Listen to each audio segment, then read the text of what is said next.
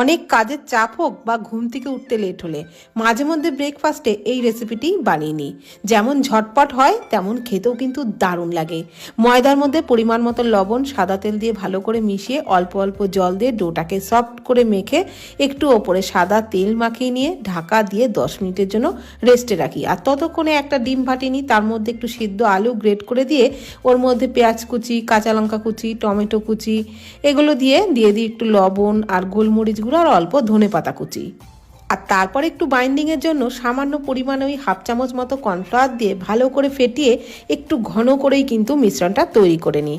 এদিকে যে ডোটা মেখে রেখেছিলাম সেটাও 10 মিনিট রেস্টে রেখে তার থেকে লেচি কেটে, একটু বড় বড় সাইজেরই লেচি কেটে শুকনো ময়দা দিয়ে একদম পাতলা করে কিন্তু বেলে নিই। আর তার মাঝখানে ওই ডিম আলুর পুরটা বেশ খানিকটা পরিমাণে দিয়ে এইভাবে একটু চামচ দিয়ে ছড়িয়ে দিই।